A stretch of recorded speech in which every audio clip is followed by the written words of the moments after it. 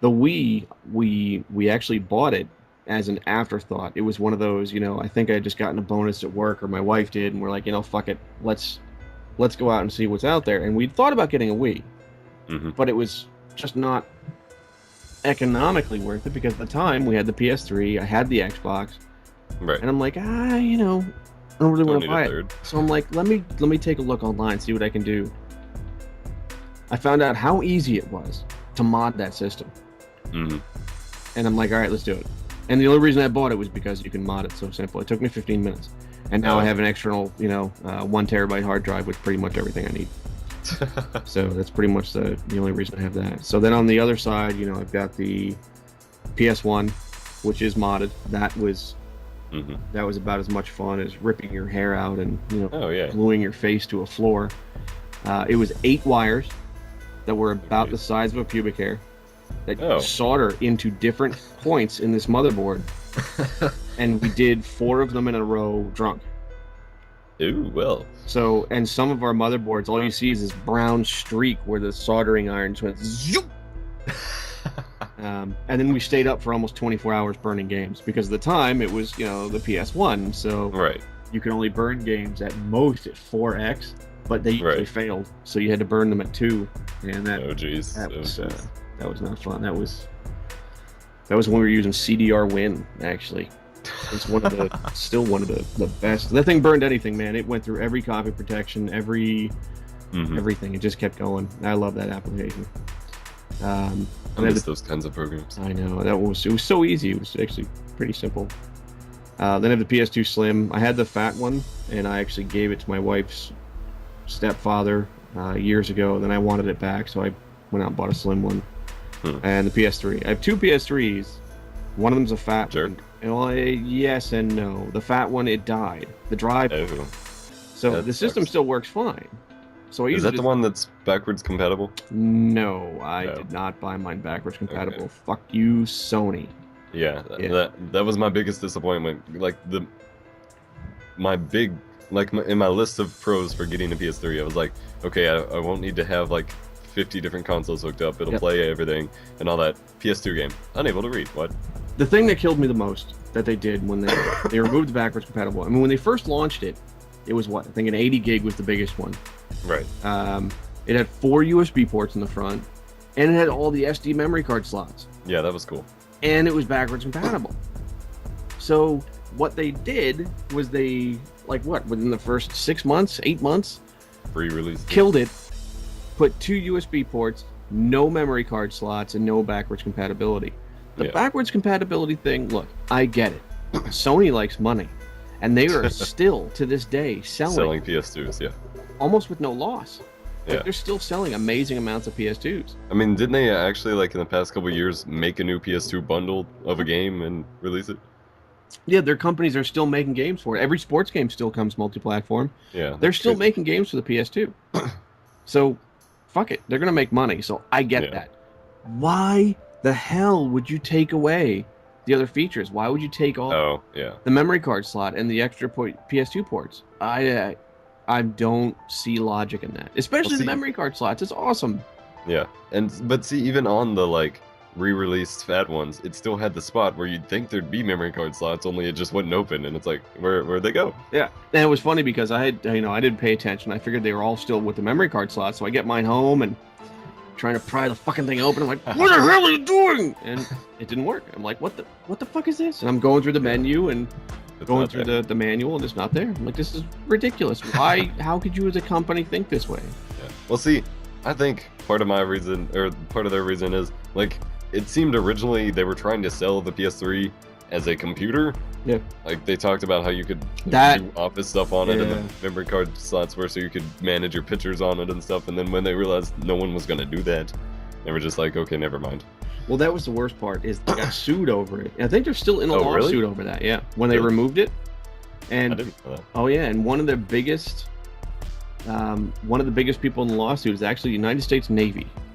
What? Oh, because the Navy bought all of those PS3s to put Linux on it and cluster them. And if for some reason a system dies or goes down, they can't get it replaced. Yeah. And there's no way to downgrade. Well, no legal version, no legal way to downgrade to get that availability back in. So yeah, they got sued for that. They actually lost the lawsuit in Europe, but they still didn't add the feature back in. I think they just lost and paid the guy out and said, screw you, we're gonna settle out of court. I think my school somewhere actually has a PS3 cluster still. It'd be stupid not to. I mean, for what they did, for the amazing power you can get out of them when you cluster them together, it was amazing. They had. I didn't look into it enough, but yeah, I think the Navy system was like 100 or 150 systems clustered together.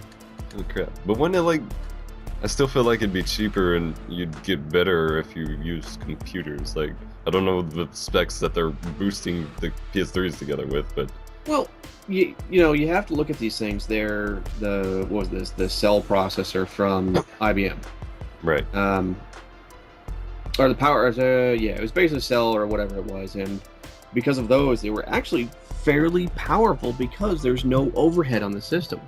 There's no real BIOS, there's no real loading time. Right. So when you put it in an alternate OS, it doesn't have to do anything. I mean, it just turns on and that's it. There's no anything. Right. It just starts up. So I think that was the biggest thing. And also when they bought these, they probably bought them in bulk and they got discounts. They probably bought them for $200 a piece. And you've got a computer that just bought a shitload, tied them together because they had the ability to do it.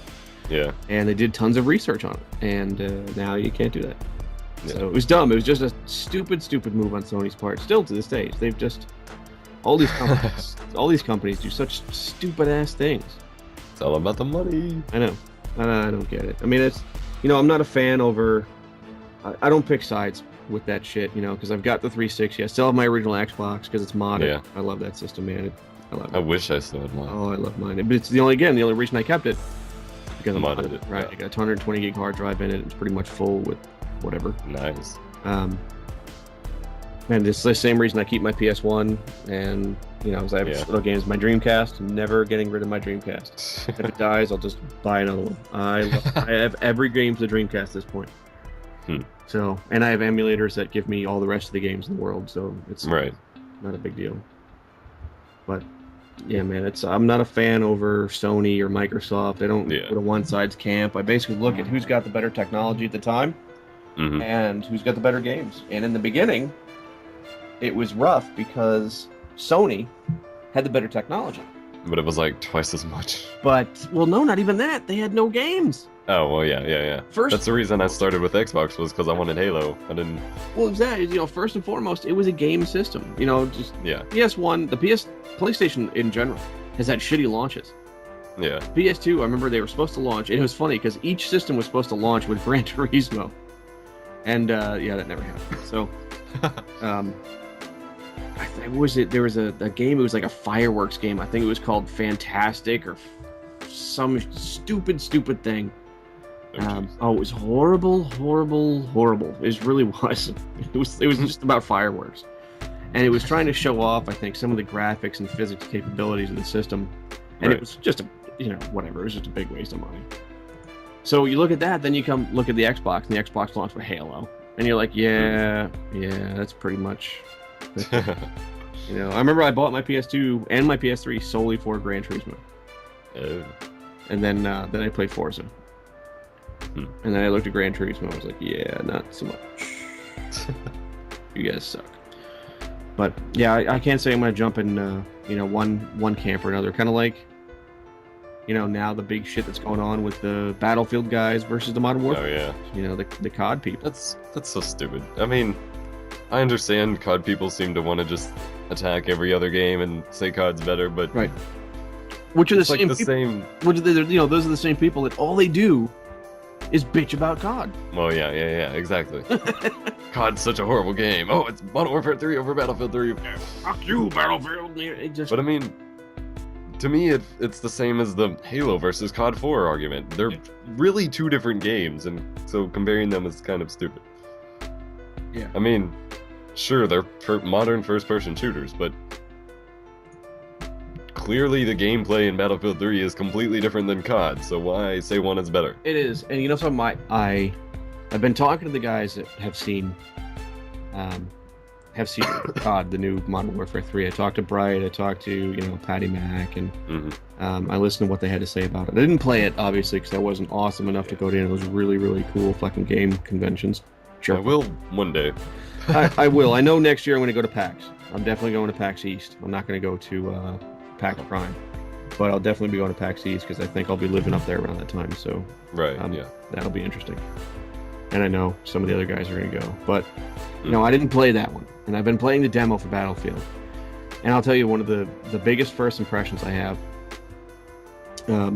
for a beta, it's pretty damn awesome. It's a couple builds, more than likely a couple builds behind what the production build is going to be. And you're playing it out of a fucking browser. I played it on the PC. I didn't play it on the consoles yet, so I can't give it a fair, full overview. But I love it. I really do. The animation, the graphics are nice. The graphics can be nice in any game that comes out, unless it's for the Wii. Right. And that's just life. Actually, some of the Wii games look pretty good too. But the graphics are nice. They're polished. They're shiny. Everything is where it should be. Right. I'd have to say the one thing, and still it's funny, that's catching me is the sound effects. Really? Yeah, because in Call of Duty, you're going through, you're playing a game, and even in multiplayer, it's the visceral experience of war. Yeah. Whether you're in World War II, whether you're in an urban, modern combat arena. The things that they do in Battlefield, they do as straight up sound effects. And the biggest thing are the gun effects. When I shoot a gun, let's say I'm using the M249, the saw, and I shoot the gun, I can hear it. I can feel, you can almost feel it while you're shooting the gun. Right. But you can also hear the echo. And if I'm across the map as another player, I can hear that. Like, I can hear that echo, but it sounds like that distant clicking. And as I get closer, they really did a great job on the sound effects. Whereas in a COD game, it's all ambient sounds. Yeah. Unless you're right in front of me or a couple feet away, I'm not going to hear you shooting. Right. Which doesn't help because that's not how shit goes. And I feel like they tried way too hard in Black Ops because it's like constant crunching no matter what you do. You sprint, crunch, crunch, crunch, crunch, crunch. You jump, crunch. Yeah. You reload, crunch. It's like just they took a bag of pasta and shook it up for every effect. Yep. Pretty much.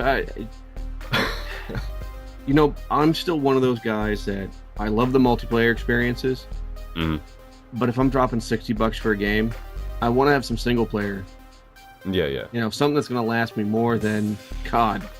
The fucking game lasted, I think 5 hours, 5.5, 6 hours was pretty much how long it took to beat it.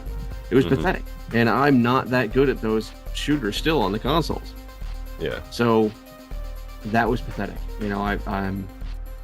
I still have to say, with those kind of things, I have no problem dropping money on like a Gears of War, or, well, not so much, maybe Halo 1, but the other two were whatever. Yeah, it was just too short. Well, yeah. Shit, Halo 2 and Halo 3, it blinked and the game was ending. I'm like, what did I thought that was just a cinematic. Yeah. It was the end of the game. So, but the first level for 1 and 2 were both freaking cinematics. Yeah. But Halo 1 it was definitely a lot longer. Yeah. And it had and it was harder. Just overall, it was hard. Yeah. It definitely was. It was a lot more I thought it was fun. The Halo 2 was just a waste, in my opinion. I beat that game. I was, 5 hours? Again, it was like COD. It was like 5 hours, 6 hours, and I'm done. And I'm like, wait, how is this, my giant open world experience? What the hell happened to you guys from Halo 1? You had all that time to develop Halo 1, and then you put up this thing out. It was like the Matrix. It's like that disappointing. I've watched a couple of documentaries and stuff, and apparently they had like a couple hours at least of extra stuff that they just had to cut because they somehow ran out of time or whatever and stuff. Yeah. But well, that was like Peter Molyneux's excuse for Fable, when Fable 1 came out. And everybody was like, "You've been developing this game since the goddamn Dreamcast, and this is what you give us?" You're hyping up, this is the biggest, longest fucking thing in the world, and you gave us this? I was so pissed, because I loved Peter Molyneux. I've been playing games since back in the Bullfrog days when he started that, and I'm following his work throughout